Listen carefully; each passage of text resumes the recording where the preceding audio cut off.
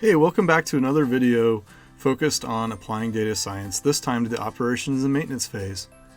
Do you remember Linus? After graduation, he embarked on his journey as a facilities manager.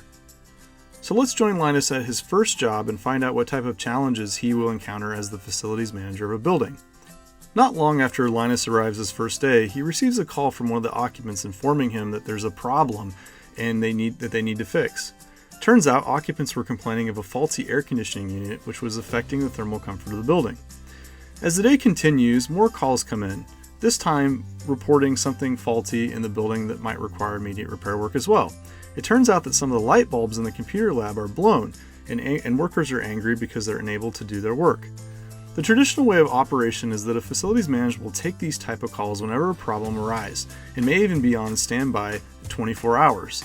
The process involves a three-way communication in which users communicate the problem to a facilities manager, who then alerts technicians to rectify the issue.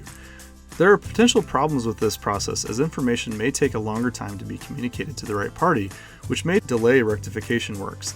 Information may also be communicated inaccurately when passed on to different parties and hence lead to problems. To address these issues, Linus's boss gathers the entire team for a meeting in hopes to figure out new ways to solve this problem. Linus had some ideas to share based on his data science background. Making use of his programming skills, Linus came up with a way to use AI to achieve better efficiency and results. He suggested the use of automation devices that can be used to detect abnormalities, as well as environmental quality sensors that can react and adapt to new environments based on surrounding situations. These systems will have the ability to collect and transfer data electronically without a human-to-human intervention. This process can be achieved by digitizing the feedback system to collect thermal comfort information or report any faults. Digitizing may also include detection systems where defects can automatically be detected in inaccessible locations. Through this, facilities managers and technicians will receive notifications on their mobile phones with the informations of defects automatically, making the process fast, efficient, and accurate. All of these results are made available on devices such as computers, tablets, smartphones, and even smartwatches. This way, not only users can provide data at their convenience, data can be retrieved and processed at any point in time. And there we have it, digitizing our processes. With the help of digital technologies to automate processes, data collection is becoming easier and much more productive. As a result, a huge amount of data can be collected effortlessly.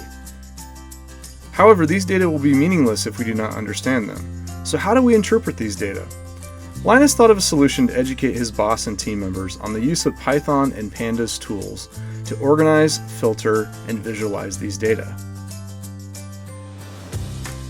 When data are collected by the various sensors in a building, these data are automatically saved and transferred into a server. This is then followed by arranging and transforming the datasets into desired outputs. The datasets can then be sorted by using Pandas tools to merge, combine, cut, or normalize the data.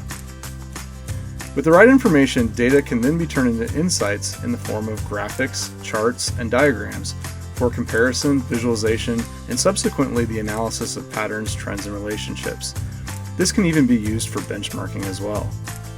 In the end, Linus was able to apply what he had learned to his work and solve the problems faced by him and his colleagues. Stay tuned for next week's episode about applying machine learning to the built environment.